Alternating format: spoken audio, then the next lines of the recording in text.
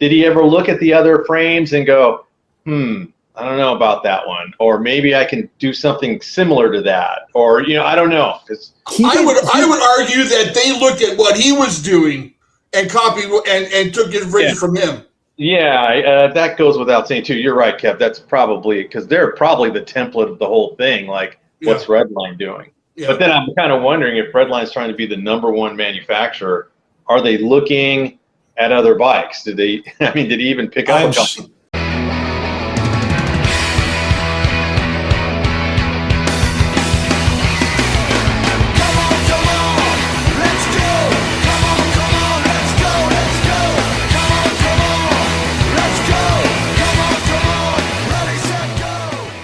Welcome back to the BMXPERTS Podcast on a Monday evening. We got Curt Kastan, fame of Redline, the disciple of Redline, the child of Redline, whatever you want to call it, Curt. Hey, this is huge, man. This is a big deal to us because Redline is such a massive staple in the world of BMX.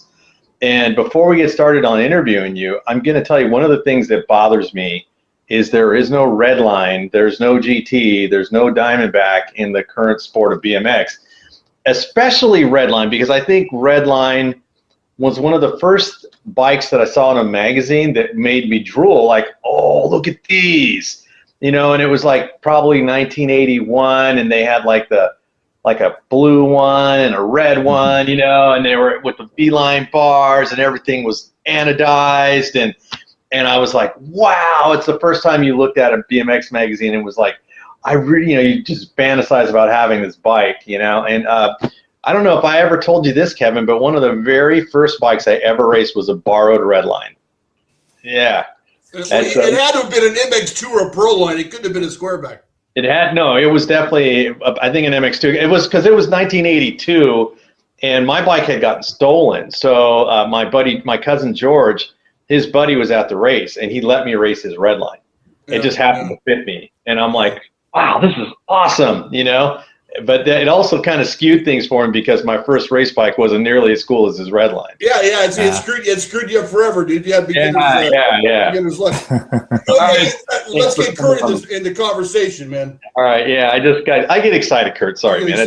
We get excited, man. Yeah, that's why we're all here right now, because that excitement is still there. So exactly. So before the show started, Curt, I was mentioning I saw your video. You did some road tripping to go pick up this jig. What story? I'm already having problems. Yeah, what's going on with that? What are we doing with that? Well, that video was I've done a couple of them, a few of them, and I try to kind of make them about. I don't do a lot of it, but just when I think there's a story to tell, I like doing that. It's very raw, as you saw. It's not, It's just me and my phone, and that's it. But kind of bringing people along for the ride. So that one was about. I had Mike Conley, who was my dad's partner when they started Redline. I've kept in touch with him, and there's a whole backstory on him too. Maybe we'll get into that. But he called me up and said, "Hey, Curt, I know where this frame jig is that I built, me and your dad built in like 1971." And he goes, I have precisely 1 million hours in it. And he said, it took me forever, but after we had that, we could build anything on it. And so this jig was with them for motorcycle frame building, and all of the early prototype Redline bikes were built on it. So the very first squareback and very first monoshock and Proline, all those, at least according to Mike and my dad, they built them on that. And so when he said he found it, I was like, man, I gotta have that thing. And so there's kind of a long story to it. It ended up at this motorcycle. These guys build custom motorcycles, and they had it. They weren't using it. One of their customers bought it because he kind of knew a little bit of the backstory on it. So he bought it, and so long story short, I said, all right, I'm going to go get that thing, and I might as well make a little video out of it. So I trekked out there and got it and turned right around and brought it back. And so I will be building some stuff on that jig. So nice, man. Where was it? Northeast? It was in Nampa, Idaho. Okay. You know, it's weird because you look at it, Kevin, and because I'm not a fabricator of any sort, you know, I look at it and go, what is that? You know what I mean? And you could see its age. That thing is as old as I am. Yeah. And I think that's freaking awesome that he found that. It's very different. It's not like I've never seen one like that before. The way it works is very different. So, and you probably saw, if you watched the video, you saw the pictures of both my dad and Mike standing working at it, and it's absolutely it, because I've never really seen anything like it before. Was it common back then to only have? I mean, did your dad only have the one jig with every freaking square back, or did he have many of the same jigs? No, what they would do if they were going to prototype something, that jig can do any geometry. Okay. So it can handle a whole lot of stuff. You can make little sub assemblies to go on it, but it's a basic platform with 1,000 holes drilled in it, a couple of slots, a bunch of tapped holes, and they're all in perfect alignment with each other.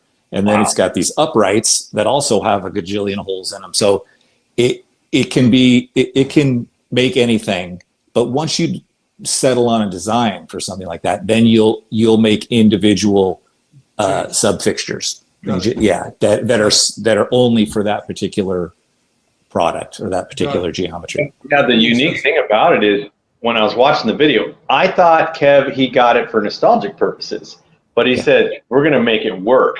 And I was like, whoa, he's going to build stuff with it. And then my ears really perked up. I go, man, I have to see what they that's the whole thing with that. I don't know if you've seen the other videos, but there's other ones from when I'll go back to Mike Conley. He called me up one time. He's good at this. He does these, hey, you know, and then drop something heavy on me. So he called me, and this was just out of the blue. And he goes, hey, Curt, I sold my crane company, because he turned Champion into a crane company after he got out of BMX. And so he sold the company, but he still owns the yard, which is like a massive yard in Pacoima in LA. And so he said, I've got all this old machinery that your dad and I used when we were together at Redline. Most of you know the Redline history. If you don't, then my dad had a partner named Mike Conley, and they made motorcycle frames for flat track. Then got into bike stuff, and we're doing them both for a little while, and then my dad and Mike split up. Mike took Champion, turned it into a super successful crane company, and my dad took Redline, and everybody knows what happened after that. Anyway, Mike held on to a bunch of this equipment that they used in the early days. Okay, rolling up on Mike's place right here. Champion crane. Hey, I'm shooting some video of how the stuff sits right now. How's it going, guys? First off, how you doing? I'm good. Good seeing you. All right. You know him? No. I'm Curt. Here, I'm gonna shut this off. You know Lynn? Will you just tell me what you just told me about this South Bend? This South Bend was the original lathe in my garage before Lynn and I started in business. We used to manufacture stuff for motorcycle racing. And you can see the sticker right here. It has the original Redline sticker from a million years ago. He's got all the original bend dies and things like that were used on the earliest Redline stuff. And then all of this is the two bender dies. All original stuff. All original stuff. I just got to get the shot of this sticker showing that was there. This piece right here and this piece here go together to roll mark the handlebars. To knurl the handlebars. That is cool. So I'm on my way there right now, and I'm going to load up this stuff on a truck. You ever done this before? No. And I'm going to bring it to my shop and use it to recreate some of the early stuff as authentically as I possibly can, using as much original equipment as I can. Anyway, gonna be fun. Thanks for watching. I'm like, what? I'm like, what? You know, I'm like, because I didn't know that. I had no idea. And so he goes, yeah, I'll send you some pictures. So he sent me a bunch of pictures and ended up being, I've got like 14 machines that were at Redline and that were responsible for a lot of the machining and stuff back in the day. I even have a bender, a hydraulic bender, a Conrack 210 that they bought brand new, ordered it in 76, in January of 76. And I have the invoice and everything for it, all the tooling. And so when I was making those V-bars in that other video, that's the machine that bent them.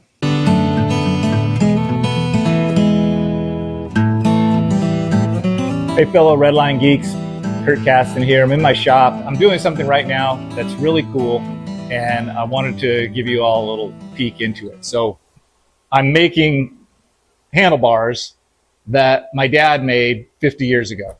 This is an original deep V, nickel-plated, no knurl, one of the old ones. This machine I'm standing next to happens to be the original machine that made them in the first place. And it was purchased in 1976. I have the original invoice to show it, signed by him. I've got all the original tooling for it. And I wanted to take you through the process of bending one of these things. Let's do one. Got a little grease on there. Let's slide it over. Clamp it. And let's start the first bend.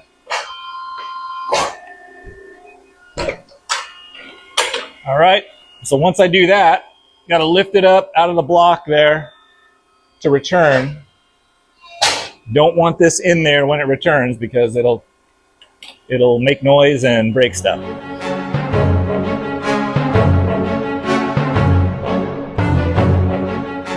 Here we go. Last bend.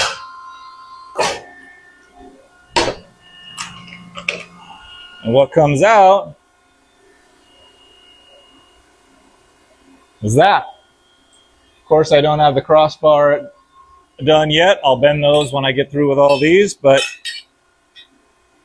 I'm trying to be careful of this. But this is an exact match of this handlebar. Anyway, I think this is the coolest thing. This is the machine that made them in the first place almost 50 years ago. And I'm standing here doing it, knowing that my dad designed them, built them on this machine. I don't know. If you're a Redline geek like I am, that's some pretty cool stuff. So what I'm trying to do with the old stuff is wherever I can, I'm the old technology guy. I'm like the low tech guy because I want to use the original stuff wherever I possibly can, even if it's less efficient. If I do that, to me, it's got the DNA. It's got the it's got the history in it, and so that's my thing with that. And for me doing it, it's like when I'm using that stuff and knowing that my dad, knowing that they worked on those same machines. It's surreal. It's pretty cool. That's awesome. I love that, dude. Dude, so I watched you building the stems. Now, full disclosure, I think that the Redline double clamp stem is the prettiest old cool stem ever, and same with the square back. The V-bars I don't really like, but that's beside the point. But I was watching you make those stems and the amount of work that nobody ever realizes. Like guys like myself, even though I've ridden my whole life, I mean, I would never even consciously think it takes that long to make a freaking stem. This is a genuine, original, vintage, first generation Redline double clamp stem. Designed by my dad about 50 years ago.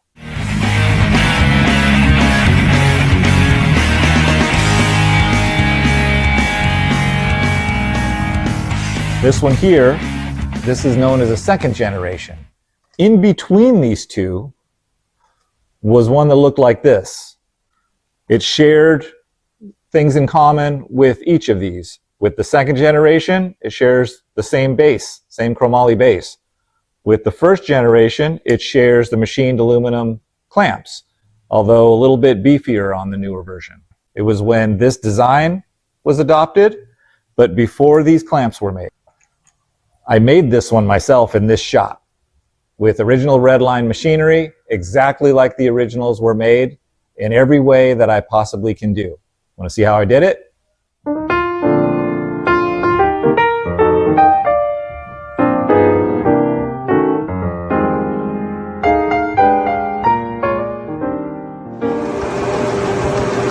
Turning these stem quill tubes on this 80-plus-year-old South Bend lathe. It's just too cool not to, so try to keep some of this history and soul in this stuff. A lot of times I'll use aluminum soft jaws in the vise, so I just wanted to show that real quick. So these right here, those are just, they replace the steel jaws in a vise with aluminum, just bored angles for the size tubing that I need to miter in here. There's a couple different versions of it. I just, use the same one for as many as I can get. And then it holds it in there at the right angle for whatever I need to do. And I'll just clamp it down. And I miter this tube.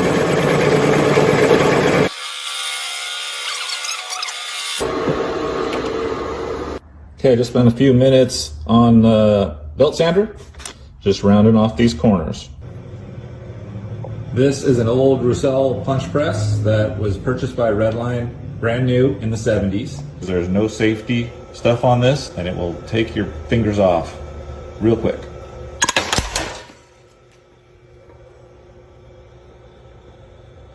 And were you growing up? Was your passion in metal, or was this something that you found later on in life when you were older, or was it something like you've been doing your whole life?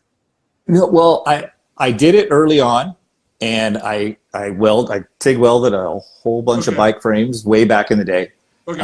And then after that, I worked for a couple of job shops machining. So I have a lot of manual machinery experience. I did stuff for aerospace and the medical industry and all that. It just, job shops are, you get a drawing and you make the part, and half the time you don't know what it is, but. Got it.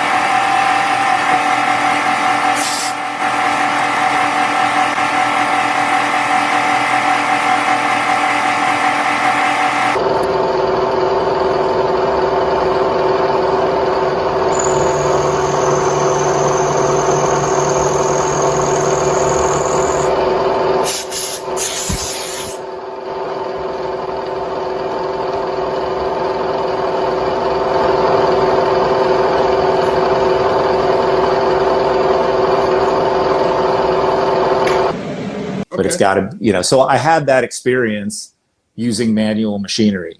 And so there was a long gap where I didn't do that for work, but I always had my garage shop. I always had a better, like I had a Bridgeport mill and an engine lathe and a, proper horizontal bandsaw and a vertical bandsaw and the stuff so I could fabricate. I didn't do it professionally for a long time, but I had to have it. And so that. Yeah, man. Yeah. Curt, you mentioned the bandsaw, dude. Danny and I talked about our dads had bandsaws. They scared the living shit out of me. Right, Danny? Right? Absolutely, dude. Yeah. He still scares me, dude. Like, because it says here in the text he sent us that your dad taught you how to weld and was teaching you how to weld. And my dad was teaching me how to weld. Like, we made this bike stand right there. Yeah. And it's the first thing I ever welded. And I'm in my 50s, dude. That gives you an idea of how bad I am at it. Yeah. And I made so many mistakes, Curt. It was ridiculous, man. And he's got the welder with the little wire that comes out. You know what I'm talking about? MIG. Yeah. Mm-hmm. And I was burning through those, and he was like, "Come on, son, hit the spot." I kept missing. Yeah. It's funny. It is funny. Like when I learned to weld, usually if you're doing it, I mean, this is how they used to do it anyway. Yeah. They would start you with other forms of welding. You know, you do a little stick welding, you do a little gas welding too is a real good prep for TIG welding. Into these right here. Doing some welding right now, the stems. Got a couple out of the way, and just wanted to show you what it looks like. So this is my little fixture that I made to keep them square and straight. That's a V-block that tube goes into.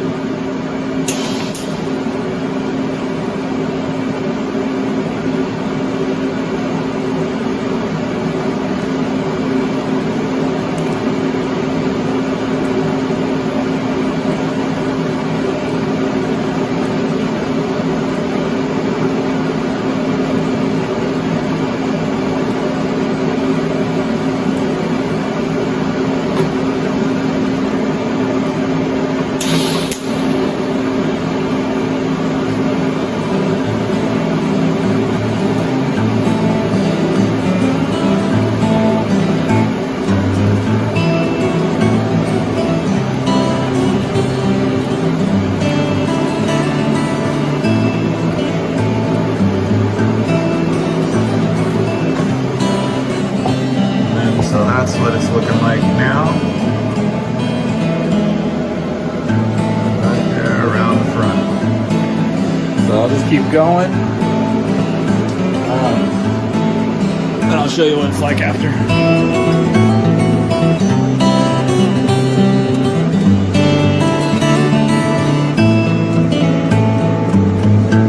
You can't do much better than that.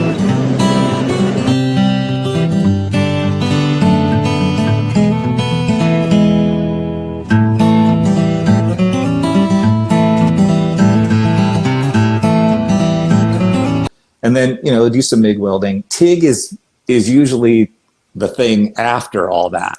Yeah. And I didn't learn any of the others. I just started with TIG because that's what my dad did, and that's what was applicable to what I might do after he taught me. So I just went straight to that. And then for a long time, I didn't even know how to do any of those others. But over the years, just fabricating certain things, I was like, I'm making a big table or something like that. I'm not going to TIG weld that, so I learned all the other stuff.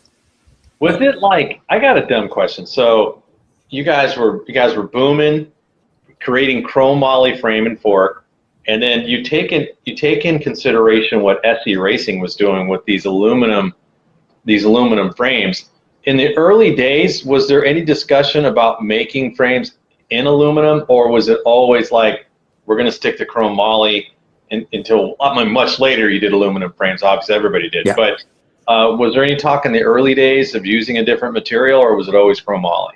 Yeah, my dad was big on chrome moly. That was what he came from motorcycles, and he knew chrome moly, and he's not the type, like, save for a couple of rare things that he did, he was all about function first.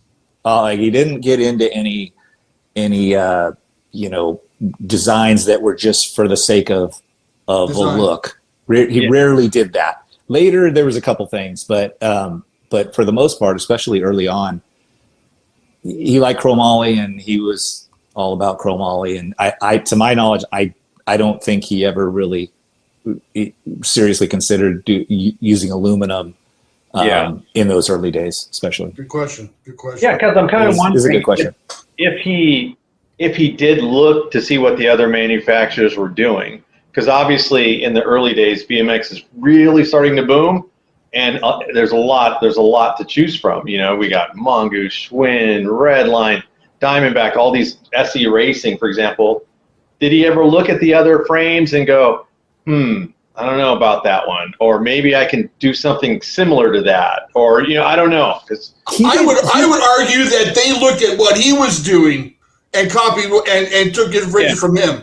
Yeah, that goes without saying too. You're right, Kev. That's probably because they're probably the template of the whole thing. Like, what's Redline doing? Yeah. But then I'm kind of wondering if Redline's trying to be the #1 manufacturer.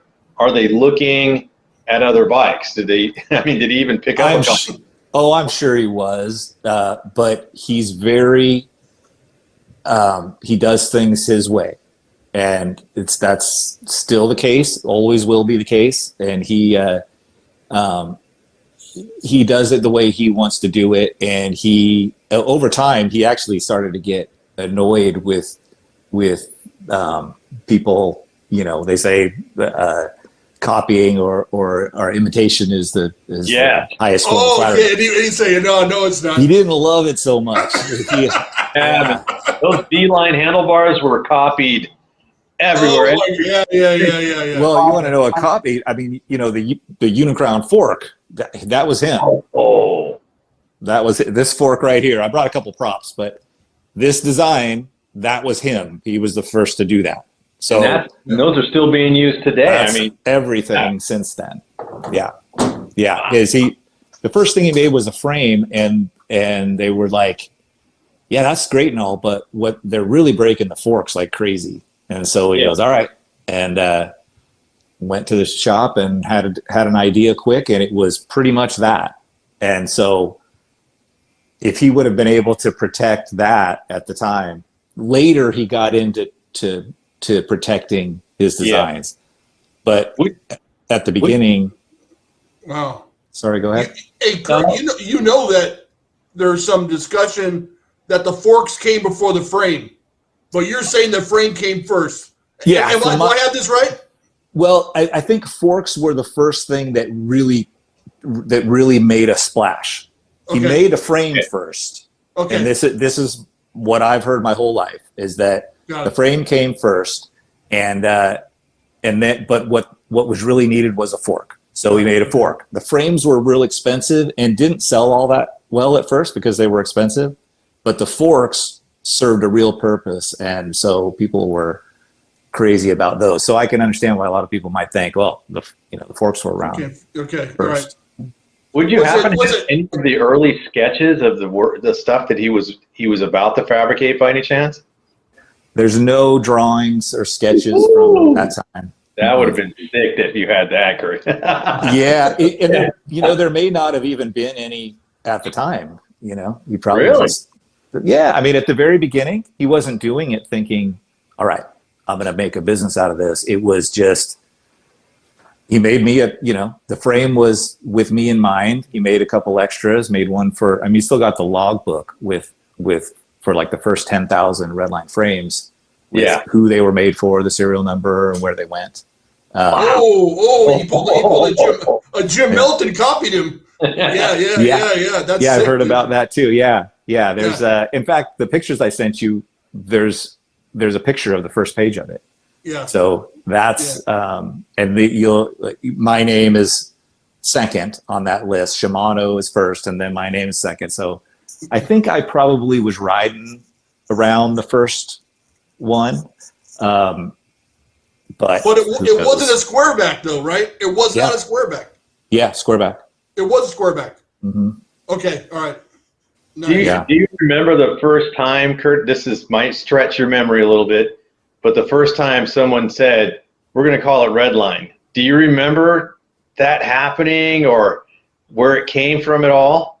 Well, I know where it came from. I don't remember when it happened. They formed the company in 1970. Okay. Because it was motorcycle frames first, and the name Redline just came from the Redline on a tachometer. Right.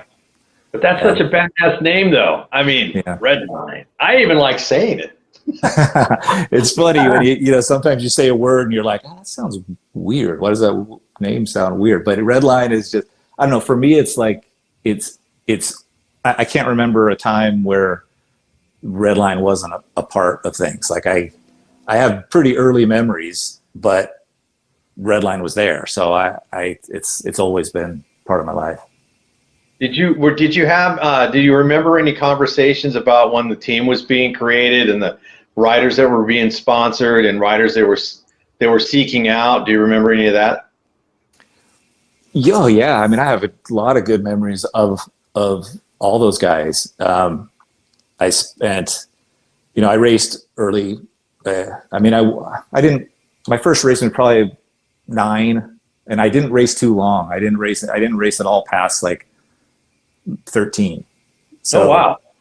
Yeah, I did a lot of it in that time. Did the summer tours and all that. But I was around those guys a lot. I have really good memories of those guys, especially certain ones, especially like David Clinton was like a family member. In fact, I don't know if you've heard this story before, but he ended up marrying our babysitter. So, I didn't know. Yeah, Rita, his wife, still. She was like a sister to me. She lived on our street, and she was there when I got home from school, and she was she'd go on trips with us and all that, and she was just part of the family. And so then when David started riding for Redline, and it was hanging around, and so they ended up, So Curt, wait, your babysitter is David's wife. Not David's babysitter. No, mine, and my brother and sister. Yeah. It's still pretty funny because can you imagine the conversation? He's like, David Clinton's like, "Hey, Curt, your babysitter's hot." Well, yeah, I'm sure. Looking back, I'm like, yeah, I can understand that. But I was like, I mean, she was so great. Still is. She's an awesome person. But and obviously they made the right choice. They're still together. But that's the funny thing. So, and then stuff like that goes with saying, though, going back to the question, is because you guys snagged David Clinton, which was in my opinion, now I don't know if you agree, Kevin, is David Clinton considered the first superstar of BMX? Because he is a first superstar. Yeah, that's as far back as I could think. And then they get Stu, so they're like getting the biggest, baddest dudes right out of the gate. Yeah, there were some good ones in there along with that too. There's Jeff Rumener. Great guy, and he's one of my favorites too. He'd come stay at our house, and I'd of course make him be the Pied Piper and take me and my friends all around the neighborhood on rides and all that. And then, in fact, I spent some time at his house too in Oklahoma when I was a kid. When we were on the tour, we kind of pulled the motorhome in front of his house, and one time a newspaper actually came and did a little story on the Oklahoma boy who's going off on the tour. There's a picture of that floating around somewhere.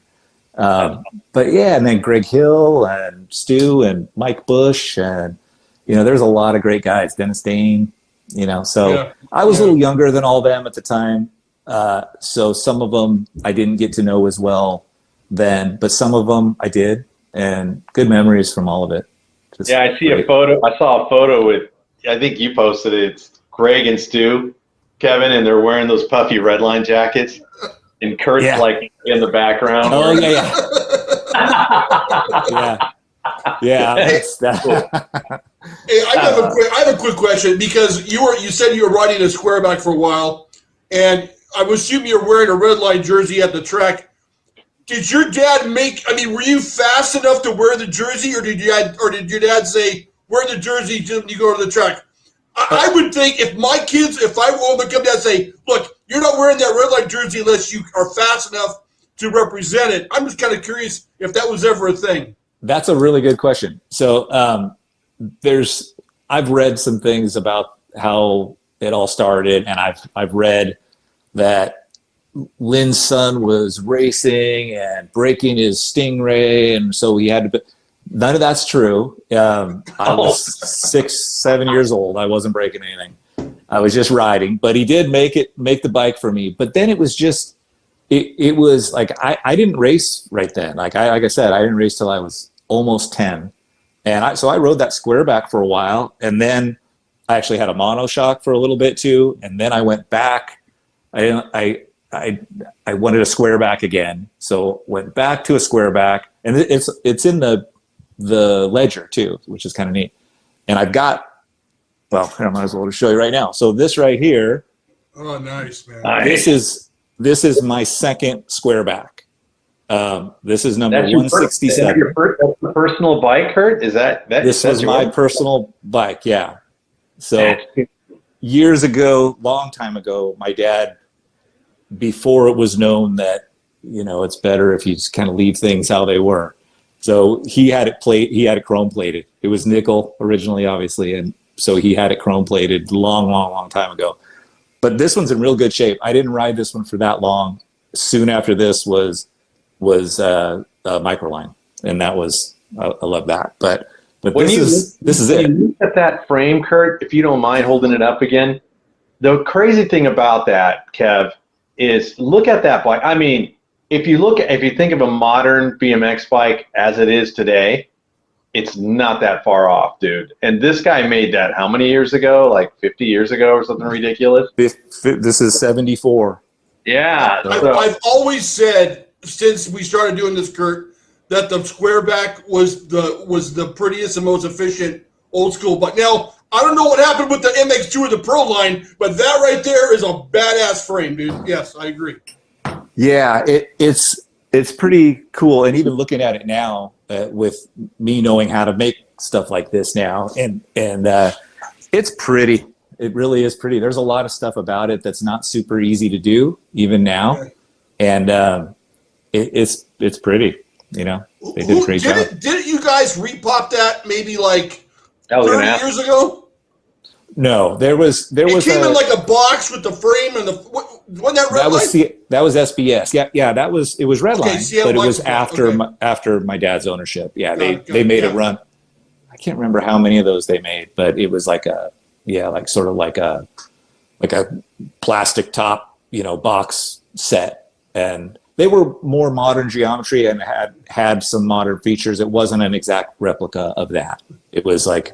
Yeah, it was the theme, but I can imagine if it was exact, the collector community would have had a. Oh my God! They would have had a meltdown. They're nuts, yeah. Well, that's coming. And I said, yeah. There you go, man. Yeah, Kevin, you better start saving now. Don't tell your wife. Yeah, dude. I just said that, Curt, because Jim Melton's daughter, Carla, was going to redo a 24, and she caught holy hell on Facebook about it. And I was just wondering that if that might be an issue going forward. That's all. I'll take this opportunity to say this, that I'm thankful, because there are people who hate anything repop, and I understand that. I've gotten, and maybe there are people out there talking crap that I haven't seen, and that's okay. I understand it. But I know some pretty serious collectors, and because of the situation with what I'm doing, I've gotten nothing but high fives, because number one, it's and again, I was just kind of born into that. I didn't have anything to do with it, so I'm not taking credit, but I do have a place in the history of it. So it's me doing it, and I'm fortunate enough that throughout the years, I learned fabrication, learned to TIG weld from my dad, and there's some specific methods, ways he taught me, and I learned at a time prior to when a whole lot of advancements were made in TIG machine technology. So I do it the old way. I don't use any of the new stuff. So it's about what I do. They can get, then basically, if that's what you're saying, it's all the same, or unless you're going to do modern geometry on these frames, or are you going to go straight? Well, I might, but just in the reproduction part of it, I've gotten such a lot of support, because they say, look, it's you doing it. You're doing all the work. you're using original machinery, and that they say it's more like a continuation than a repop. And I say, I don't go that far because it's not 50 years old, but it's in between. It's not an average, just somebody contracting somebody to make something that looks like an original. There's more to it than that. Yeah. And plus, plus you have your dad's blessing, I would assume, which is the most important thing. Yeah, that's of course. Right there, yeah. Yeah. Of course. He's like, you don't like it? Talk to my dad. He started this shit. No problem. I believe me. It's always like I've always, he's the first person I'll show stuff like that to, and so he likes it. It's pretty cool. And there will be some stuff. I don't want to let the cat out of the bag, but there's some fun stuff with this coming up with both Redline and Kastan, and it's not going to be my heart is in doing the stuff. Like I'm not. I give these little letters of authenticity with stuff that I make, just to explain what it is and the process, and then I sign it and I put a little thing on the back that's like a chain of custody where if it gets sold, people put their name, who owned it, when they sold it, and all that. Oh. And in that, I say that I don't build this stuff so I can sell it. I sell it so I can afford to build it because I love to do it. And I think that's a difference with what I'm doing. Like I'm not going to sacrifice. I've had some experience with the other way of doing it, and it wasn't for me. It was stressful, and I just want to do this stuff and enjoy it, and keep the quantities kind of low. There are a couple of products that I'll probably work with my dad and fabricators who've worked with him for the last, since directly after Redline. And we'll do maybe a larger batch of something here or there. But for the most part, I'm about doing it with that old machinery, the old way, and, very few of them at a time. And they're not cheap, but they've got a story. Yeah, no kidding. It's gonna be where can people go to see what you have available? Where to get something? Is there a website, or do you want people to talk to through Facebook? Yeah. Where do people find this stuff? I have a website. It's just redlinelegacybmx.com. Okay. And then I have a Facebook page, which is the same, Redline Legacy BMX. And then I started a group at the same time, which is just Redline Legacy BMX group. Because I don't, like with my page, this is pretty cool. This is kind of shows how people have jumped on it. So you saw a couple of the videos. I did my page. I started from zero, from nothing at all. And I made the page, and I put a couple videos on there. I posted to it 7 times. Yeah. Only 7 times. And 2 of those were just pictures, like at the very beginning, and 5 are videos. And I got over 8,000 followers from that. Dang. Just those.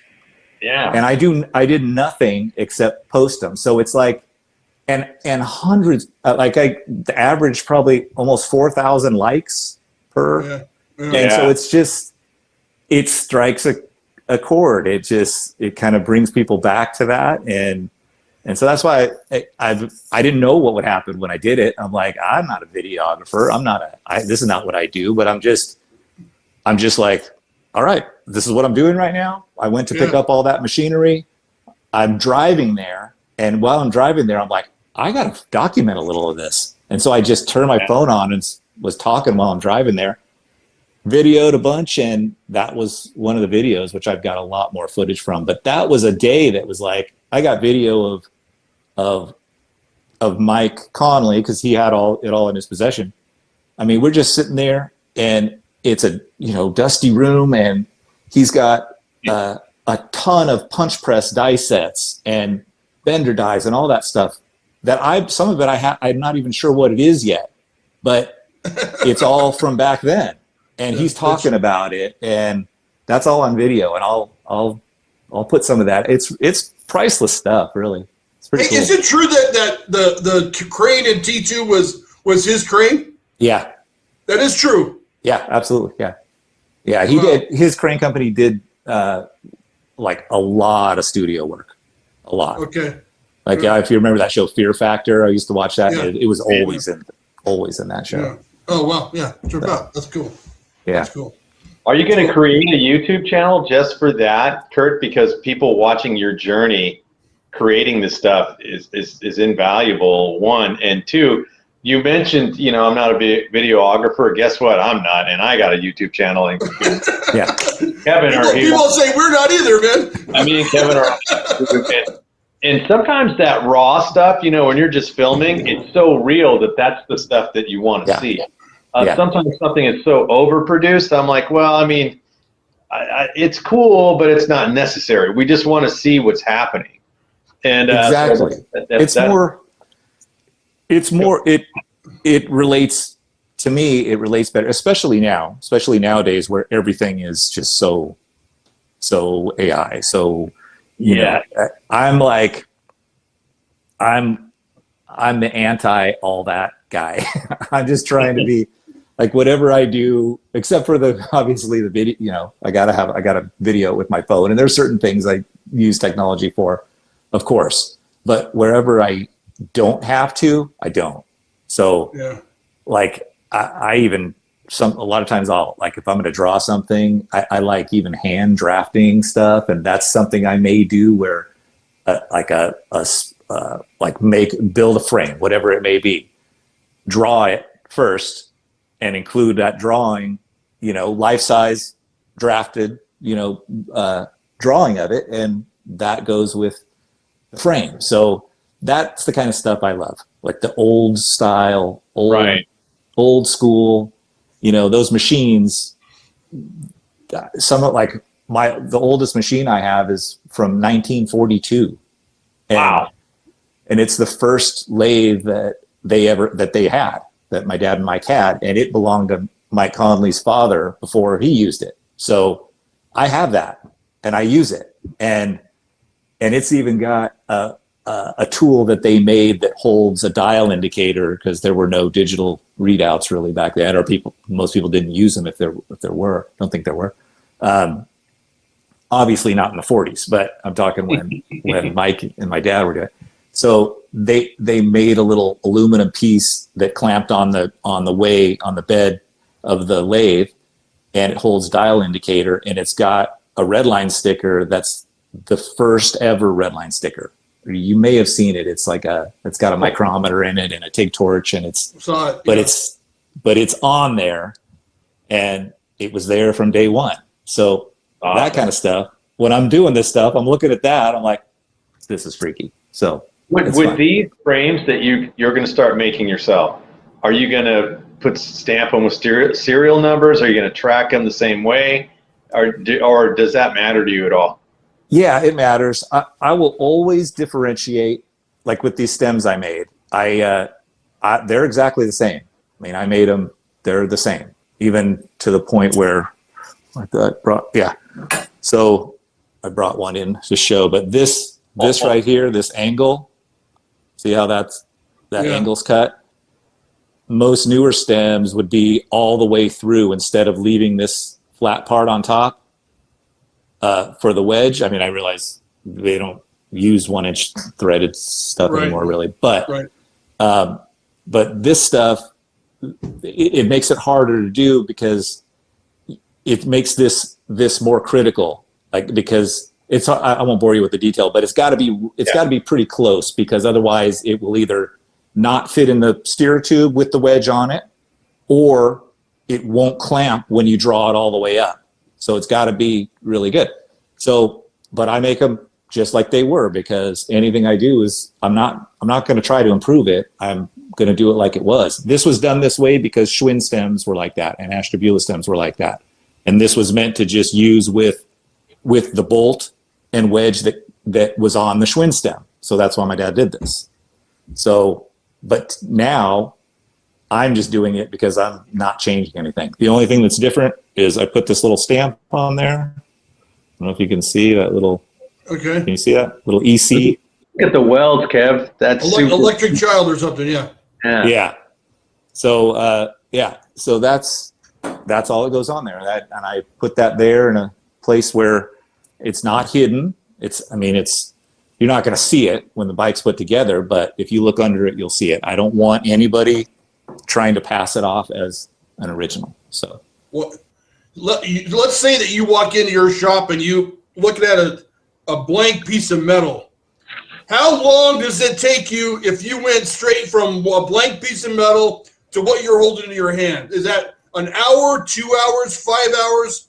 What's the craftsmanship time frame on something like that? I wouldn't do just one. I mean, I would like to, but doing just one is a lot longer just because everything takes a setup. Like this doesn't seem that involved, and it's really not. It's not rocket science, but there's still a lot of steps to it. And so, I mean, if I were to say, all right, let's make one. You make 10 of them or 20 of them or whatever. How long would it take you to do that? Well, it depends. If I'm making the clamps too, I did it and I still don't know exactly.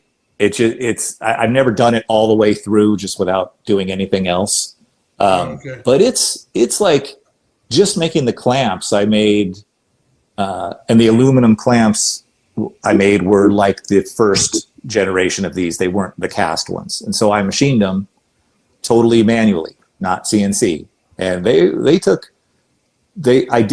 I did some for these, and I did some for the first gen stems, which I'm going to make also, the earlier one than this.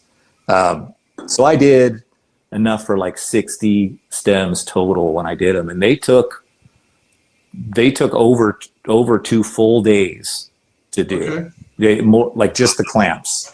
I'm just trying to prematurely justify whatever you're charging for that stem, dude, because people do not realize the amount of work and craftsmanship that goes into the stem.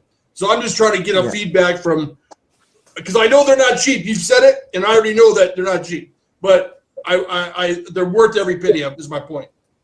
I appreciate that. And they're, if somebody's looking for a stem, they don't want this one. If they're looking for, if they have the, because the people that I sold them to, I didn't even put it out there that I was selling them. I just showed that I was making them, and they contacted me and said, "Can I get one?" And so that was how that worked, and that's great because those people get it. They see that the link to the original and that I'm doing it in ways that aren't necessarily efficient, but it builds in that mojo if they believe in that kind of stuff, which I do. I mean, I love that these were made on those machines. To me, that's really cool. That's why I'm like, if I didn't have those machines, I wouldn't be doing this right now.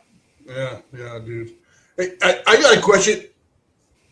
Does anything come to mind throughout the life of the company when you were involved, or your dad was involved, that something that you guys tried that failed miserably, or is that, this was a bad idea, let's try something different? Was there anything like that comes to mind? I'm just kind of curious, because we've had ideas for the show, and Danny goes, hell no, that's the stupidest idea, we're never doing that again. I'm just kind of curious if you had anything like that. That's a great that's a very good question. I was probably too young to know if that happened, and if it did, it was probably something that never made it to the public. I don't doubt that there could have been something like that, but my dad was pretty good about making sure stuff was right before he unleashed it. That's a good question. I'll have to ask him that.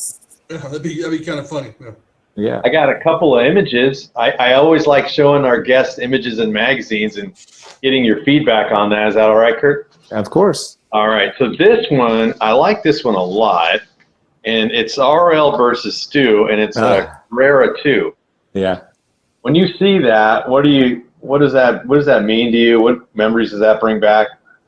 Yeah, I remember that time pretty well. I wasn't racing anymore at that time, but it's funny because when I see that that picture, this is strange, but I picture opening the pantry at my house, and for some reason my dad taped that up there. And so that's what I see. That's strange, but yeah, but those were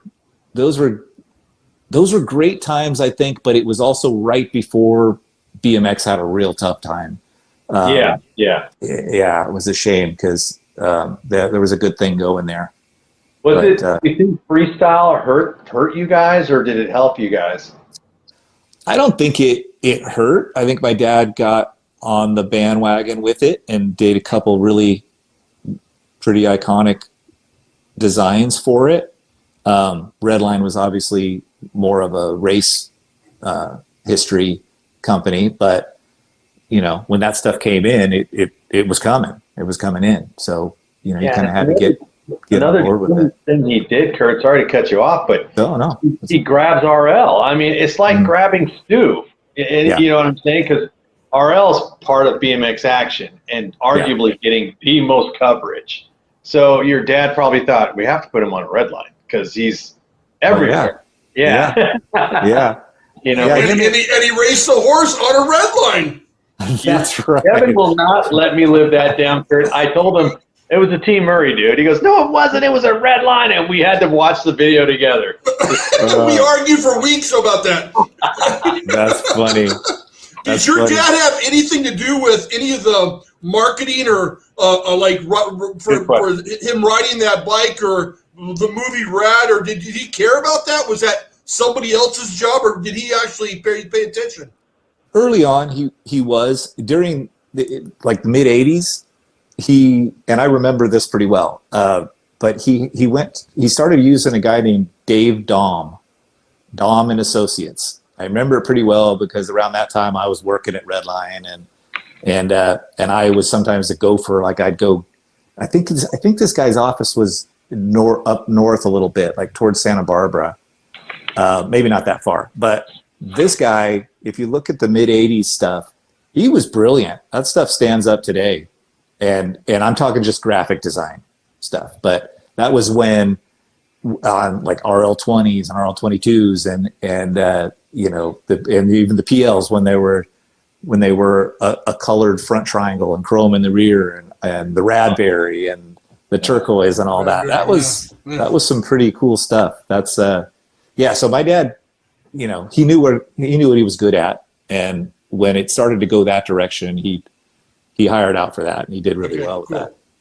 Yeah, there's a lot. Like I could flip through. I grabbed early '80s magazines just for reference, and I'm gonna find some things. So this is a great shot of Stu.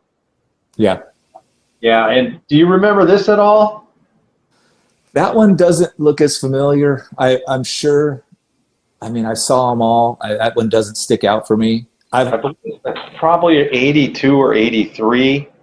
But there's just so much. I mean, I wish I had my early ones, but I don't, because I wanted to see some of the bike ads from the early '80s.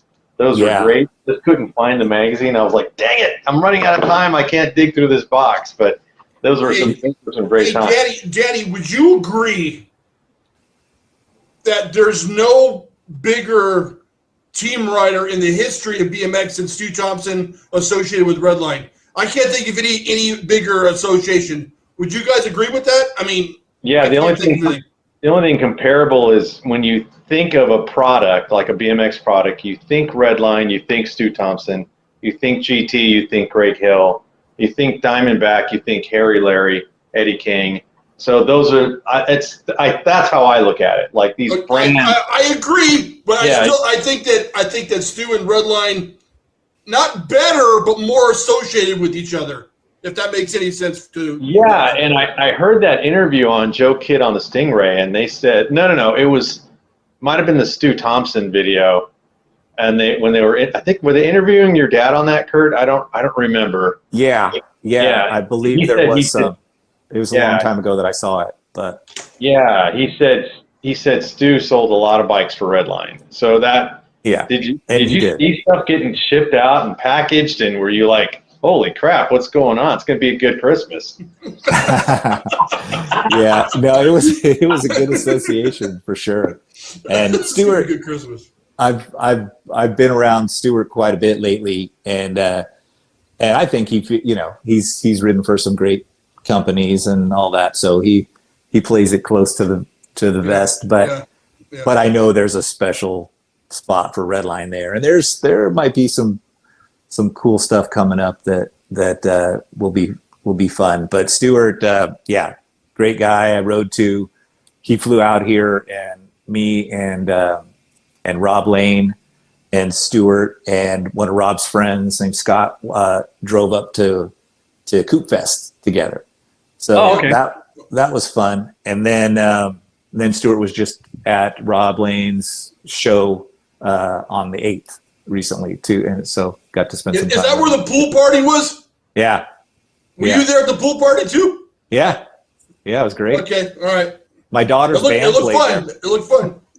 Yeah. Hey, I would love to see Stu all decked out Redline head to toe again, whether he's racing at a retro race or if he's at a modern day race. Man, I don't think I would.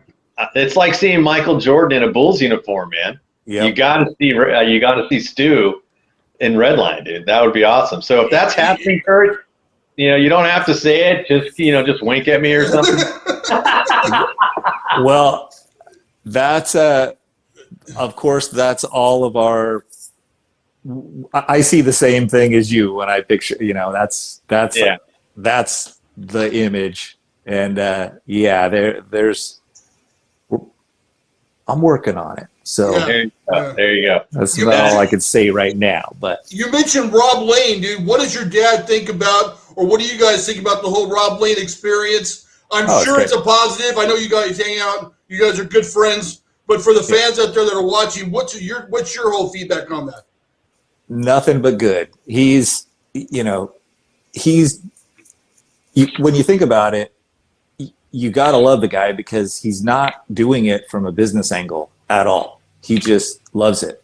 So that's it. I mean, he collects bikes, and it could be said that they're investments for sure. And he's got a pretty substantial collection with some pretty notable, unique stuff in it. So there's that. But all the stuff he does, that's just because he loves it. And so, look at I wish I had a shirt I could show you the roster, or not the roster, but the schedule that he did and is continuing to do this year, driving that thing all over the country on his own dime just to do it. And that was at 30 Fest, right? That's the one we're talking about. Yeah. Yep. Oh man, I didn't mean to cut you off, but walking through that was awesome, dude. Kevin was in there. I didn't even know he was in the trailer, and I'm all walking around, and I go, "Hey, Kevin's in there." Hey, I was taking a nap on that couch, man. It was cool in there. That's where I sleep usually. I drove out there with him to Dirty Fest too. No way.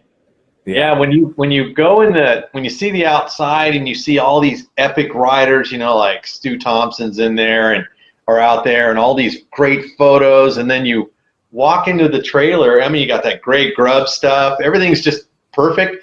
And then there's an Elise Willoughby's jersey hanging up in there, and I go, that's what Redline is, man. It went all the way to the Olympics. You know what I'm saying? So it's like so awesome, man. I get goosebumps thinking about that kind of stuff.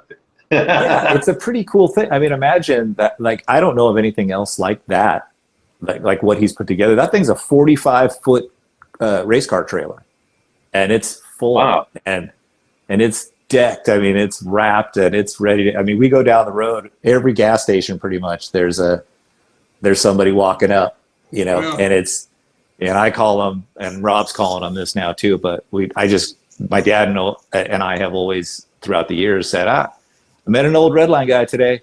So that's the term, old Redline guy. Dude, does your dad ever get in the truck and go anywhere with you guys? I got him to Dirty Fest. Yeah. This year? Yeah, this year. Oh my God, we missed it. Okay, he wasn't there that long, and he doesn't go to much of that kind of stuff, but it was an hour away from his house, and my son works with him. He builds aviation stuff also called Redline Aviation. And so my son works for him. And so I was on him. I'm like, Dad, come on, you got to come on. Just a couple hours. He's like, I don't know. So then he was like, all right, yeah, let's do it. So my son brought him out. And so I went and picked him up in the golf cart at the front and drove him in. And it was like Rocky coming into the stadium. I swear, I pull up in the golf cart, and it took me at least a half an hour to get from the golf cart to the trailer, which was about 15 feet away. It was, everybody was there to see it. It was great. It was great.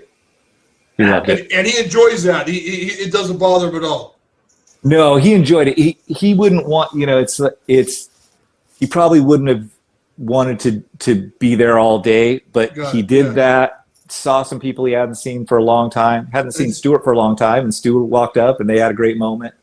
That's the perfect way. Stay for 2 hours and peace out, man. I'm out of here, man. Yeah, that's what he did.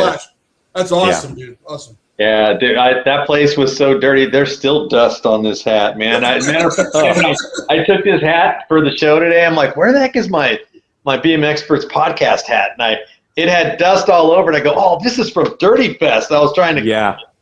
It's so dirty. And it had a little blood on it too. It does. It was filthy, man. It was like I had a couple shirts hanging on this wire sort of thing there, and it ended up looking like a air filter. It was just like you could see the grid and just dirt everywhere else. Yeah. Has your square back ever made it into the trailer? No, it was at my dad's. Well, it was in it because I picked it up when we were out there at Dirty Fest. Okay, my dad's had it all these years, and I just said, hey, I want to, show that thing, and we might put it together just like I had it because I remember everything about it, and I've got some pictures also. So, is there one holy grail Redline item that's never been found, or that you guys are looking for? Or that you guys have that's under glass in a safe deposit box somewhere? Is there anything like that? From the fans out there, we imagine that there's some fantasy part that you guys never released that's one of. Is there anything like that, or no, everything's out? I've seen a couple pictures of one frame that I can't wrap my head around, but it looks, from what I'm told, it was a one-off Redline, but it doesn't look like something my dad would do, which is what is weird for me. But it does look like it's a Redline, and I don't. There's probably no chance of finding that, and my dad doesn't really remember it. So there were a couple of things that he does remember, like the 24-inch that Rob has. I don't know if have you guys seen that? I think so. Yeah. That's legit. That's a one-off, one of one. He remembered it very well, and that was a cruiser. I think like 5 years before there were any other ones that were BMX cruisers. So do these guys come to you guys, or are you guys going out finding them in the wild? I would assume that people have these and they realize and they say, hey, Rob, I got a frame here, or hey, Curt, I got a frame. Is that what happens, or no? All that stuff's too rich for me these days. Okay, all right. But Rob, he does have a good enough rapport and reputation with people now that they'll call. He gets calls about that kind of stuff. But honestly, it's earned because he does a lot of giving too. Like there's been times, and I've seen it happen, where somebody will contact him and they'll ask him if he's got something. They're looking for it. He just sends it to them. I think one of the common themes I've heard, Curt, over the last, me and Kevin been doing this almost 2 years, Kev, I think, or a year and a half or so.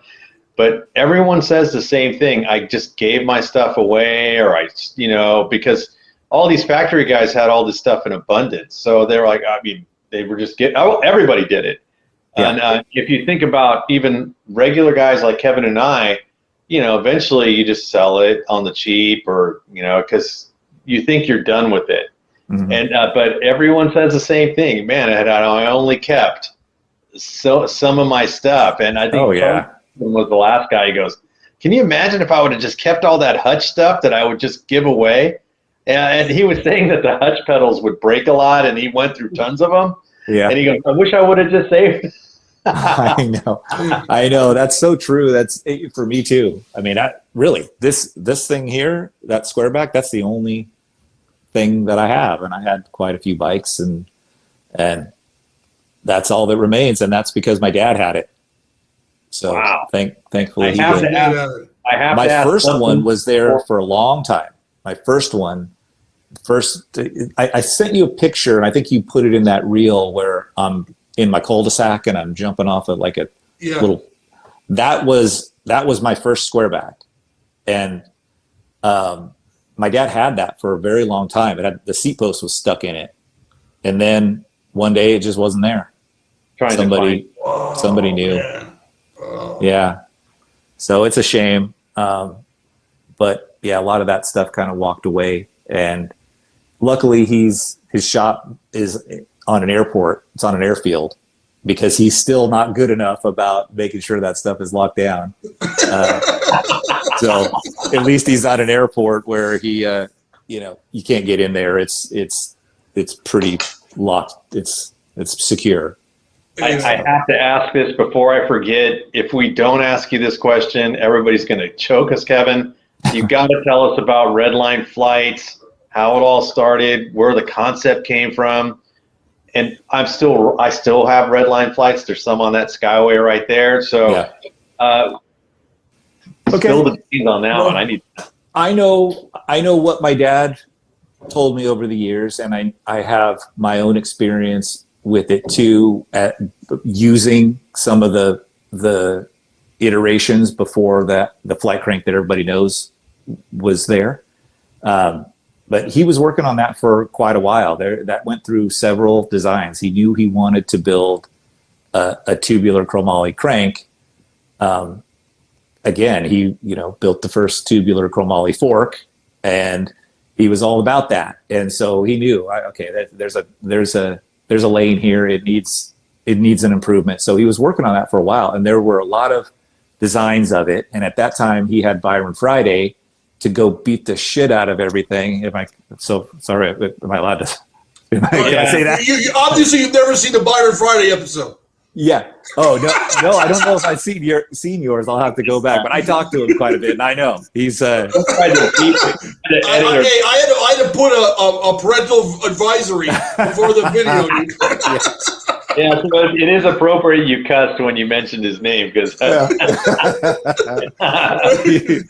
But he's the greatest. I mean, I remember him from back then too. But he was the perfect guy. It was kind of before the era where everybody sues if they break something, and he would just go out there and beat the crap out of whatever my dad made. And if it could survive Byron, then okay, he's on the right track. So there were several iterations of the crank that didn't survive Byron, and then there was some that did. And I ended up using a set of those to race with, but they didn't have a pinch bolt, which was kind of strange because the earlier ones did. And then he went to another design that was very close to it, but the sides of it kind of bulged out. It was a 1/2 inch by 1 inch rectangular tube, but the sides bulged. And the way that's done, I don't know if everybody's talked about it before, but the reason they did that is because they were welded completely shut. There were no breather holes in the bosses, so they were during heat treating. They expanded, so it just became a look. And so I remember using those, but they didn't have a pinch bolt, and they kept coming loose because the spindle is a 3/4 6, which is not really enough engagement to have a fit that won't work its way loose. So flight cranks with that spindle need a pinch bolt. So were those are 400s or the? No, that's before. It's before. These were made with a straight 1/2 inch by 1 inch rectangle tube. And then the 401s is when it was perfected. The 401s, a lot of people think that that the 400s came first. They didn't. The 401s were first. That was where it was perfected. And what happened was he knew the design he wanted to do, but he couldn't find anybody to make it. Because it requires tooling. It has to start out as a swaged tube. Starts out as a round tube, but swaged, so it tapers, and the material gets thicker toward the pedal boss. And then after that, it had to be formed into the rectangular shape with the indentations that everybody knows. So that's not an easy, especially back then, it wasn't something that was easy to do. And it was when he started going to Japan a lot, and that's a whole other story we could get into, but he started going to Japan a lot, and he brought a bunch of welders over there, machines, and taught them what he wanted to do. I'll stay off of that for now. But no, hey, I want to hear this, man. You want? Okay, you're on. So basically, okay, I'm gonna backtrack a little bit. So when he and Mike Conley split up, my dad took Redline and Mike took Champion. They owned both together prior to that.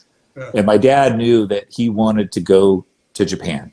He wanted to, it was taken off. He wanted to produce there. It was financially viable, and they were companies that had been making bikes forever. They just didn't do it the way he did. So he physically shipped over, I think it was 6 or 7 TIG machines, and went there and taught them how to do it.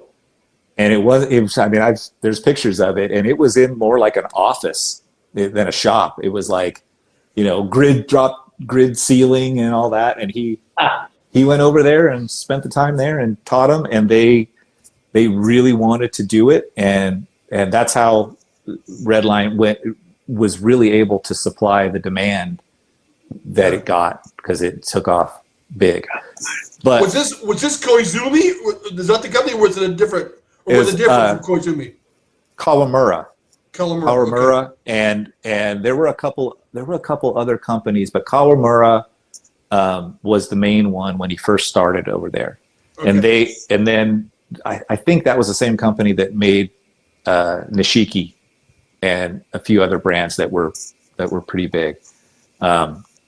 But so in Japan, on one of his trips there, was when he found the people who could make the tooling for the crank arm.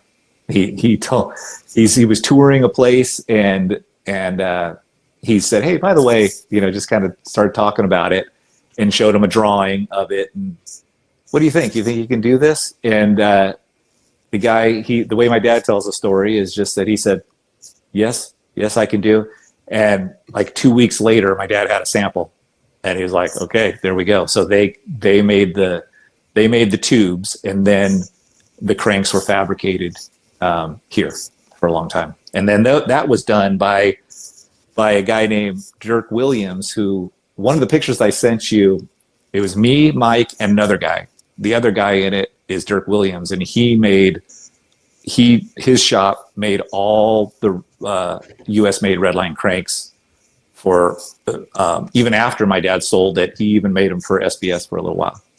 So that was how that took off. And that flight crank, I mean, it didn't matter what bike you rode or what team you were on, or it didn't matter. You had flight cranks on your bike. Yeah, that's what I was going to say, Curt, because it seemed like it did. Like I was going to say the exact same thing. It didn't matter what factory team these guys were on. All the big guys were running Redline flights. I mean, it was amazing. I can't even. Do you even have a ballpark of how many sets of cranks you guys sold in your dad's time? No, I don't. I wouldn't even be able to guess. A lot. There was a lot. Yeah. A lot. Yeah, I imagine, man. It filled the need.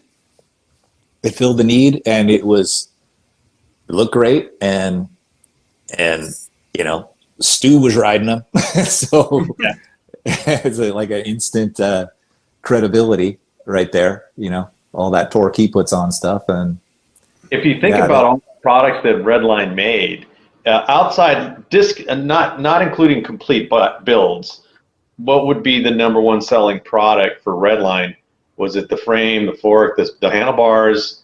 What do you think? I think the cranks were the thing that sold, that was an individual part that was the most sought after. I think it'd be tough to beat that. Yeah, it's still tough to beat. I still swear by them. You know, people let me, if we're still riding them, I go, why? They're badass still. They work, you know. yeah, it's tough. It's tough to. It hasn't. I mean, there's obviously been a lot of different designs and all that, but it really is. It's tough to beat that one. You know, it's like there's adjacent, but I don't know if anything really surpasses it, especially for when it was made. I have one of the pictures you sent me. I was trying to describe it to Kevin because Kevin didn't see the photos at first. Can you tell us a little bit about what's going on right here? Oh, that just a random motorcycle frame. Looking at that, I think that was a little bike. Maybe, I'd have to see it right full, but could have been an XR75. Redline made XR75 frames and YZ80 frames, and a lot of other ones too. But mainly they were into flat track stuff like British bike BSAs and Triumphs, and then so Redline was a flat track race frame builder in the beginning. So oh wow, I had a BSA for a while. Oh yeah, pretty cool. Yeah, that was my early childhood was spent at the flat track races, and I knew all the national guys. I was like, in fact, one of the things I don't know if you saw in those pictures, there's a picture of me on my little Indian where I'm on the driveway. I'm wearing, so I still have that, by the way. Yeah, that right there, that picture. So see that little shoe, that red thing I'm wearing on my tennis shoe? Mm-hmm. Yeah. The reason this is significant is because this is it's a sneak shoe.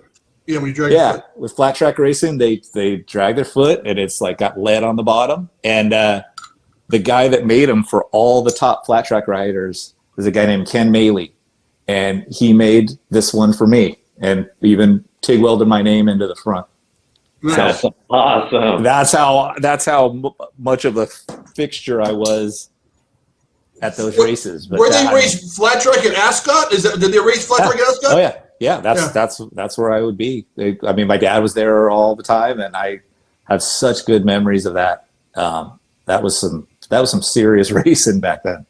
So dangerous. Was your dad fast on a? My dad didn't race. My dad didn't race. Okay. Just built stuff. My dad's a good rider, but he never raced flat track. He raced like scrambles and stuff like that, like early motocross type stuff before motocross. But he's a good rider. He rode for a long time throughout his life. We used to ride together, and he was big into motorcycles. This picture right here, guys, because I grew up in the 70s and 80s. So when I saw this photo, I was smiling big time because I remember when things looked like that, and it was this one right here.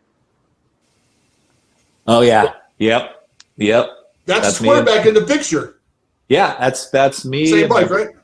Yeah, that's my first banana seat on it or something, right? I can't tell. Say that again. Oh yeah, banana seat. Banana seat on it. Yeah. Yep. Both my squarebacks had banana seats. It was early. That's what they had. And then okay, wait, hold on. Okay, is it you got your dad made you the frame for Christmas, correct?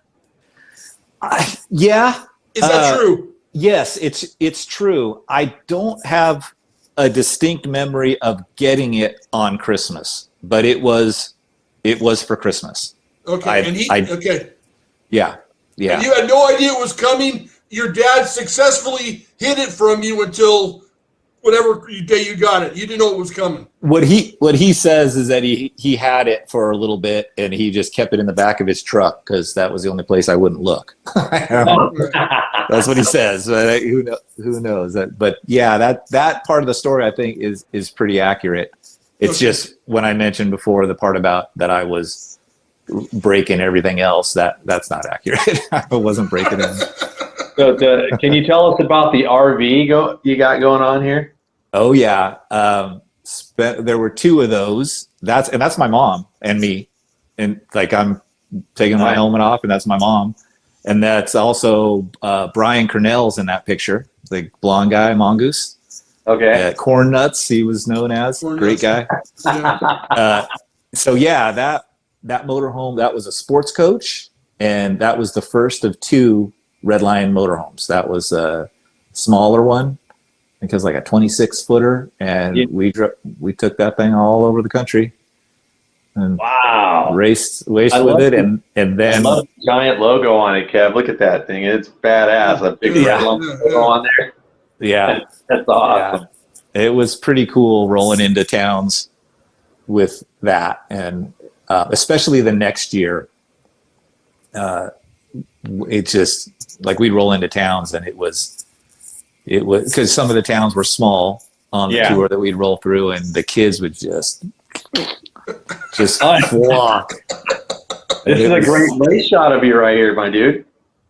Yeah, I don't have a whole lot of pictures of me racing, but yeah, that's one of my favorites. I like that one. That's funny. I remember that pretty well, and that track that was on the tour. Okay. And I don't know if it was that moto that this happened, but when we got there, we were late because we were driving, and things would happen to the motorhome sometimes, and occasionally we'd show up late because we were in a different place pretty much every day. There were even a couple days where there was 2 different places in a day, believe it or not. So I remember getting to this track, and it looked really cool. It's kind of woodsy, but we were late. And I'm looking at the gate when we're rolling up. I'm like, oh, that's getting close to my race. And I'm like, I got to get out. So I jump out, grab my bike, haul ass to the starting line. And the track, like I said, it's kind of woodsy. So I couldn't see the whole thing.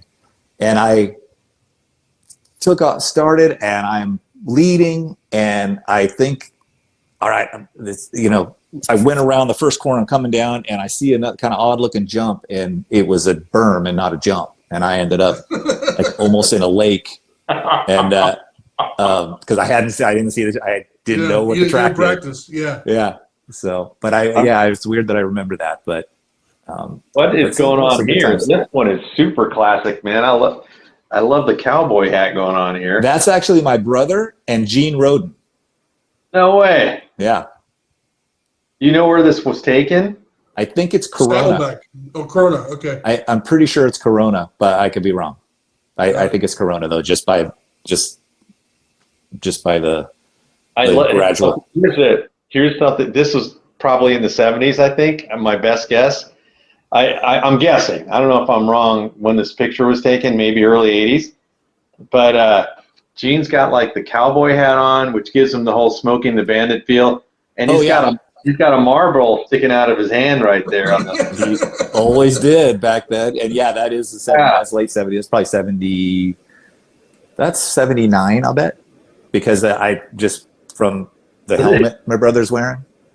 I love that because nobody cared about smoking. Because can you imagine a parent walking around the pits of a modern day BMX race with a cigarette? No way. They would get chased out of there, right? No way. Yeah.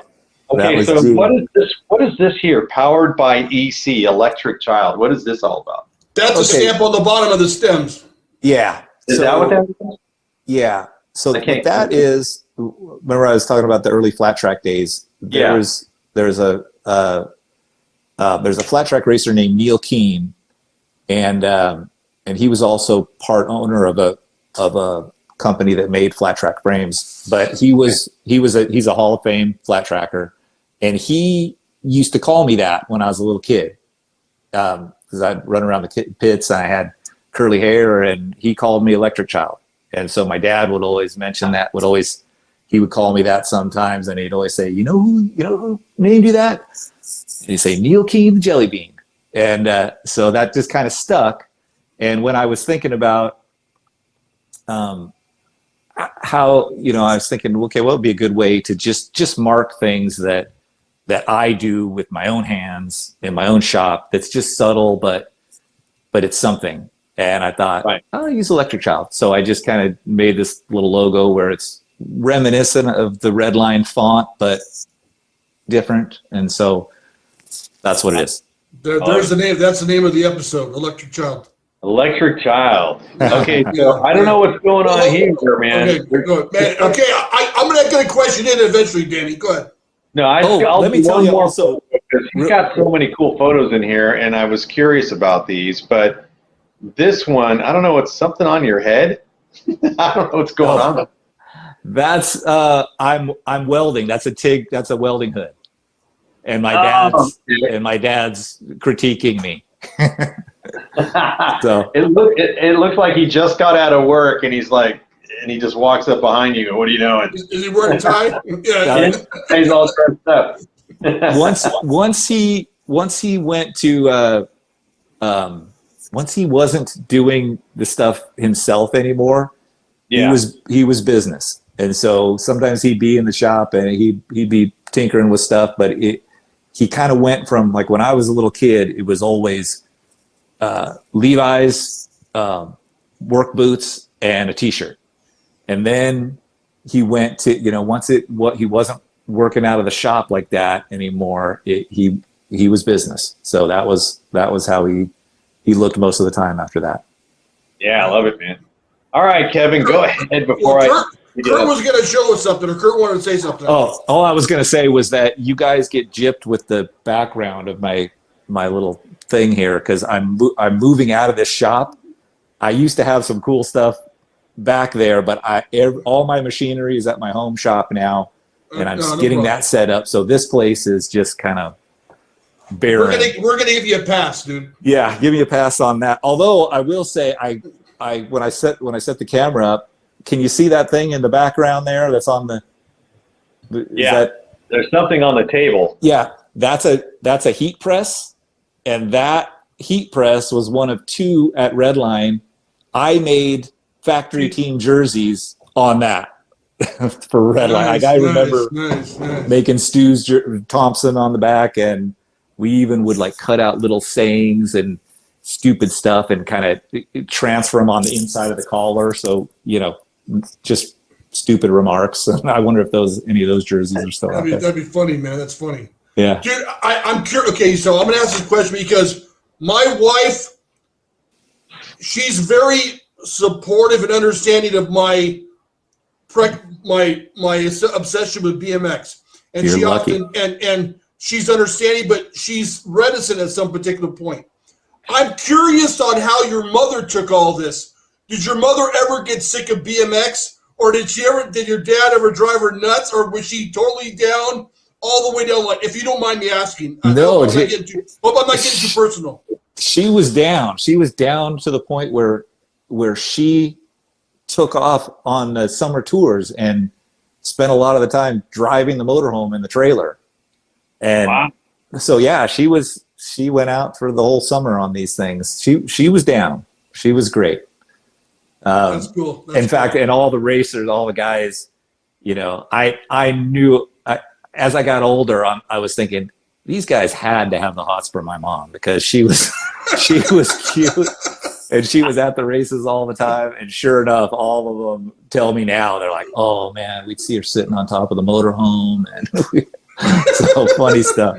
Oh, yeah, no, she was into it. She was really into it. And there's one other question I have to ask before we go any further. And I've been trying to, I hope I'm not getting too personal. Ask away. Was your dad happy, or are you happy, or your family happy with what happened to the brand throughout the life of the brand? Or was there ever any regrets of letting it go at any particular point? Am I being too personal? No, I think my dad always wonders what if he would have still had it.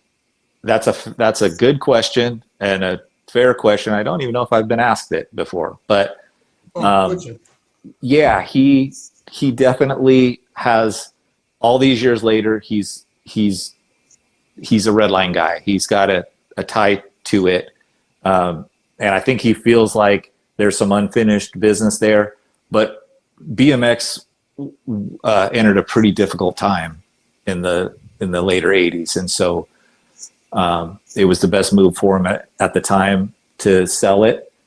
And I think, there were some good times for Redline too. I mean, they had some great race eras and some really good times. I think the early time, and of course I'm partial, but the early time for me is the magic part. It will always be, and I say that even as opposed to the mid to late '80s when my dad still had the company. Still, the early days for me are where that's Redline to me. Yeah. So, yeah. But to my dad, he, I won't say whether he approved of everything that was done. I don't know. Of course, he would have. There are things he probably would do differently, but I know he does have a deep love for what he created, what he started, and that'll always be there for sure. That's a good answer. Awesome. Great answer. Awesome. Who even owns the name Redline now? Do we even know? That might be a dumb question. I have no idea. Yeah, I know. I'm in contact with them. I actually have for right now, I have a trademark license agreement to use the brand name, and it's owned by a company called Regent, and they own a lot of different types of companies. They also own Diamondback, and they're not primarily a bicycle company. They own some other luxury brands and things like that. It's still there. It's not really it's not active right now. They're not doing too much with it. So we'll see. Hopefully, like what I wanted to do, what I'm doing, I think at least brings good history to it, because it's a brand that I hope never goes away. Yeah. It's a shame if it does. Things are very different now, but it's got such a pull. I mean, like I was mentioning, meeting old Redline guys. Yeah, it's strong. It really is. It's strong. It's a strong name. Very important that you do this. It's like I see what you're doing, and Craig Turner with GT. He's bringing stuff back, and I think that's just super critical. And and plus we benefit from it. I mean, look at the stuff that you're about to produce. So yeah, I'd say rock on, man. And let's do it. Yeah. I want to open up one more can of worms, a little can. You mentioned there might be something Kastan in the future? Well, yeah. My dad actually did do a small run of Kastan kecks. They call them, as kind of a sought after 24-inch frame. So they did like 20 of them recently. Okay. All right. And included a strut and the hub. And yeah, they sold like that. But whose idea was the strut? Was that your dad? My dad, yeah. And that was, think this guy's crazy, it's never going to work. Or was it? I mean, how many versions did you guys go through before you came up with, okay, this works? Remember I said there were only a couple of instances where he did something that wasn't just straight down the middle function, Yeah. That's one of the ones that had some some creativity, something that grabs attention, and I think that was part of it. What his design reason was, he's been a pilot since I was a little kid, and aircraft landing gear is usually like that, and that it takes some abuse, and so that was what that was the inspiration for it. And also it has a little bit, it has some torsional rigidity, which he liked. Like imagine sitting on a starting gate and kind of twisting your bars a little bit. You can make fork legs kind of, do this. Yeah. But in order to make that happen with a strut, since it's one side and then goes through the hub, you would have to twist the tube, which is very hard to do. So it gives it some rigidity that way. It lacks, where the problem came with it was not with racing so much. It was because of the time period. It was when people were starting to get into really abusing BMX bikes a lot more, and not just on the track, the dirt jumping and stuff like that. They were getting really tough on it, and people were like, hey, I can use it for that too. And the only failures that I know of were when that kind of stuff was being done, or it took a side load so hard that it was too much for it. So he just decided to not risk it anymore and just stop making them. So they're kind of a short window, but I look at that, man, and I've never ridden it, and I've only seen them at races, and now you see them at bike shows all the time. But like, I imagine myself being on the gate, because I'm the type of person that looks down a lot, and I'm like, it would weird me out I would feel way out of balance with only the one fork leg. There were people, I remember I went to one of the first races when people were riding them. Like it was in Arizona, and there's actually a picture of me and my dad there. And it was where people were seeing it really for the first time. And there were people who didn't even want to put any weight on it. Like they were just afraid of it.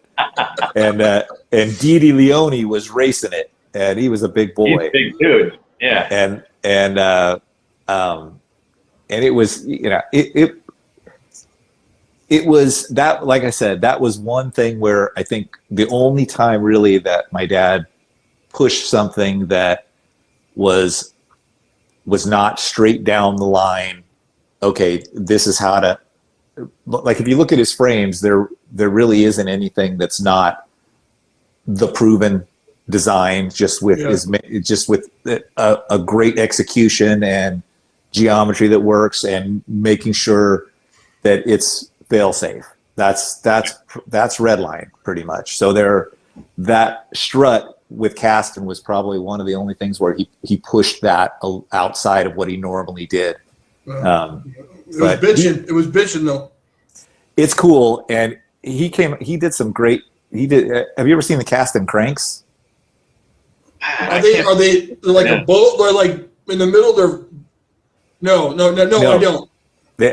Look those up sometime. They're jewelry. They are like so beautiful. They're tubular chromoly crank, but they're made with a clamshell instead of a tube. They're like a sheet metal formed, and a two-piece that gets welded, looks sort of monocoque-ish, but it's like I gotta check those out.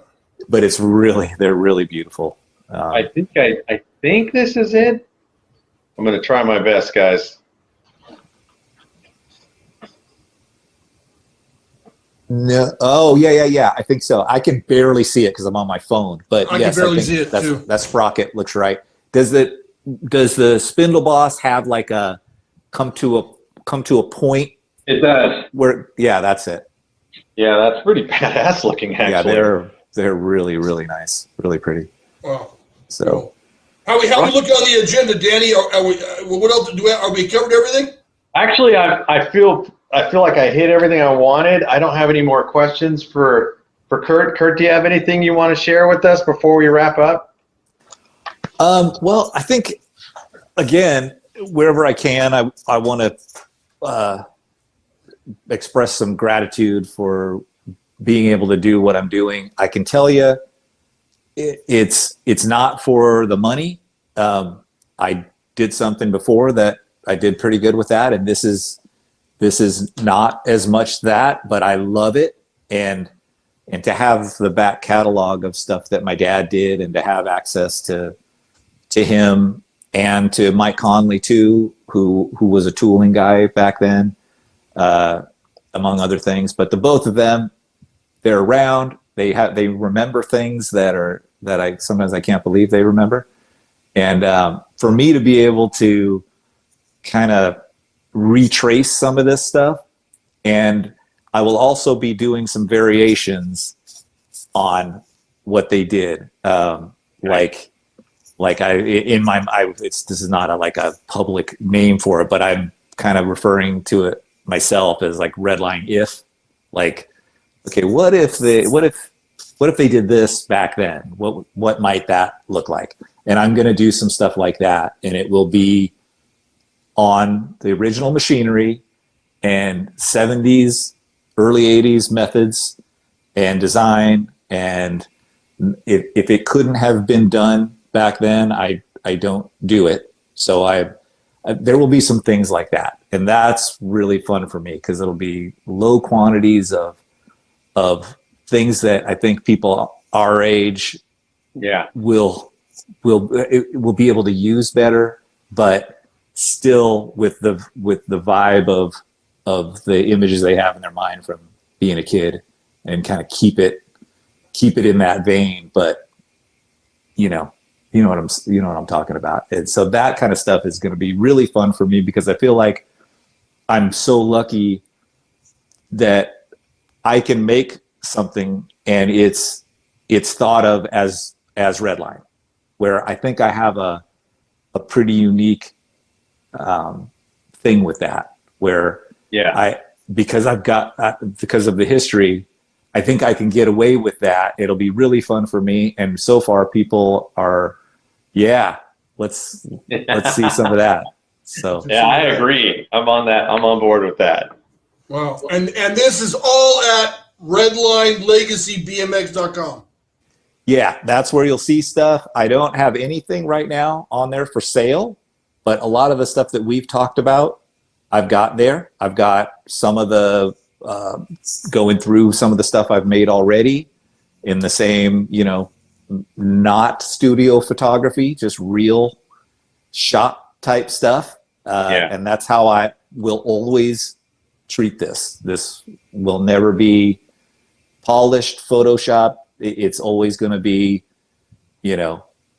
real. Me doing it, showing it what it actually looks like, and, warts and all. Can I have your permission to take clips from your videos and put it in this episode while you're talking? Oh, sure. Yeah, absolutely. Okay. All right. Yeah, I would love that. I don't want to get. Well, I'm not monetized, but if I was monetized, I don't want to get in trouble. Okay. I've been asked by Facebook already, and they've sent me several times. Would you like to monetize it? And I'm not. It's not about that. I have no idea. One last question: is redline one word or two? To me, it's two, because that's the early way. But it's both. It started out as two and then went to one. Okay. Jeez, I never thought about that, Kevin. I was doing when I was doing your reel. It looked like it was two words, but yet I went and Googled redline and it was one word. Yeah. So I was like, what do I do? So from going forward, it's two words, all capitalized. If you look at the logos from early on, the bubble font logo, it's two words, and that's what it was back at the beginning.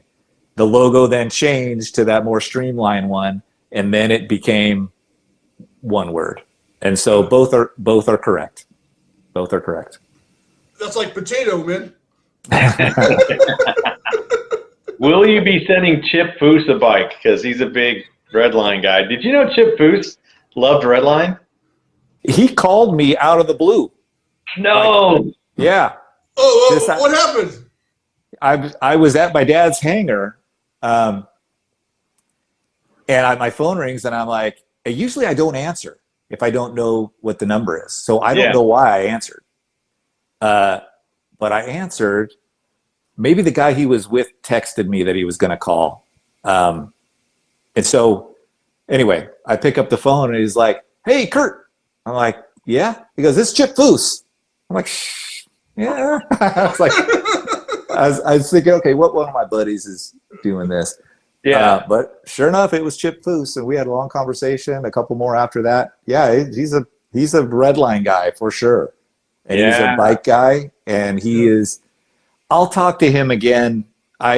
He's super busy, and when we were chatting back and forth, he was going through some stuff personally too. Yeah. But super nice guy, super like big bike collector, and loves Redline. So we'll be talking more in the future. But yeah, it's strange that you mentioned that. Okay, all right. Now I got to ask another question, dude. Did your dad ever do any work with? Curt, wait a minute. Every time I come up with a banger question, you go, "Hold on, I got one more question." I'm like, "You mother sucker, man!" All right. I won't say nothing. I won't ask a question. I'm messing with you, Kevin. Go. Did your dad ever do any work with Bruce Penhall? That maybe, or maybe something was in the works, because I remember there was a connection there. Okay.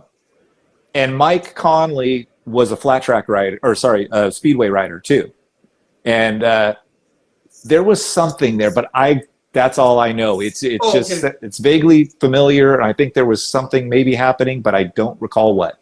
Okay, so speedway and flat track are two different things. Two different things, yeah. Okay, all right. Yes, yeah. Speedway is the shorter track. They ride the bikes like Jawas with the like probably 23-inch like big front wheel, sideways the whole time pretty much, and flat, and it's fun. It's exciting racing. And flat track is, at least back in the day, was Triumph, BSA, Norton, Harley's got in it, and Yamaha. But yeah, different than Speedway.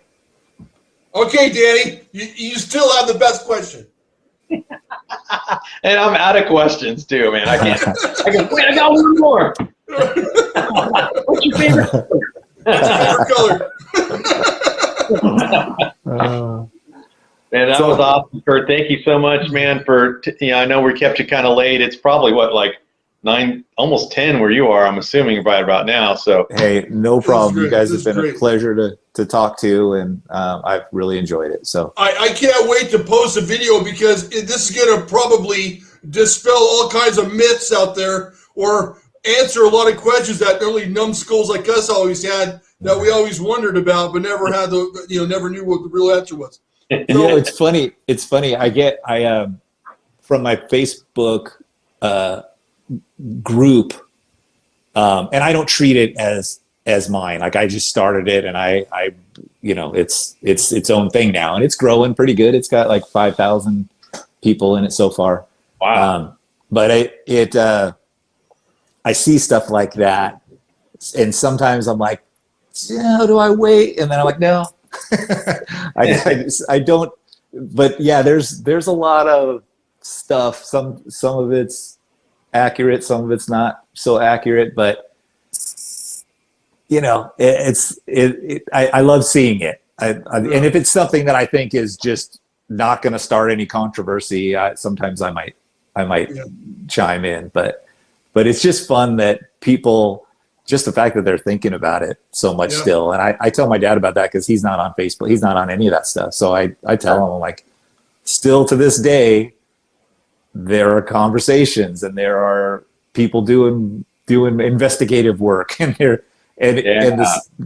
disappointing thing is, for a lot of people, is sometimes they'll be so, that why did you decide to use this diameter tubing and in this range from this serial number to that number, and they're expecting some. He's like, well, that's a material I had in the shop that time.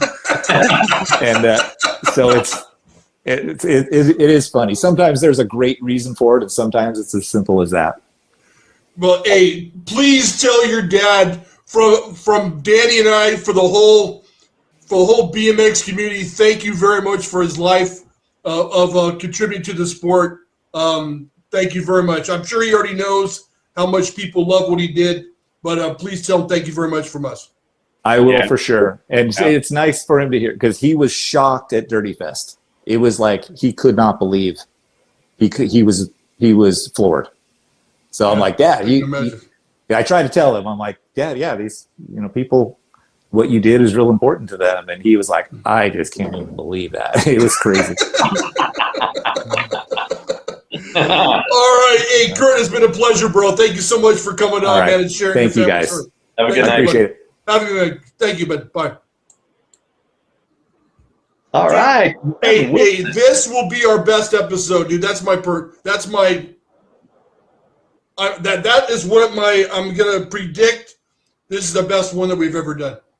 That was awesome. I always I was a little nervous only because of I'm used to talking to more of the racer, but this was super interesting, man. I was like, wow. And then all these questions just kept coming to my mind, as we were talking to him. I just wanted to know. And it's so awesome that he saw the very beginnings of it all and what it became. And it's just, wow, we could have kept talking another hour easily. So hey, can you imagine going to high school when your dad owned Redline? He must have been the most popular kid in school. especially back then. Like if he rode up on these really trick bikes. Yeah, dude, he had the trick as everything, man. Like people be hating on him, man. That'd be sick. Oh, definitely. That's funny, man. All right, dude, I'm going to bed, bro. I'm going to bed, dude. If when you're not with me, where do people find your stuff? Find me on Danny Pena BMX Racing on YouTube, BMX Magazine Reviews, Race Reviews. All BMX content all the time. Please like and subscribe. That's all I got. Very much for stopping by. If you'd like to support the channel, go to BMXPodcast.com. And until next week, the track is closed. Peace out, man. Later. Woo, I'm tired. Thanks. Bye, Curt.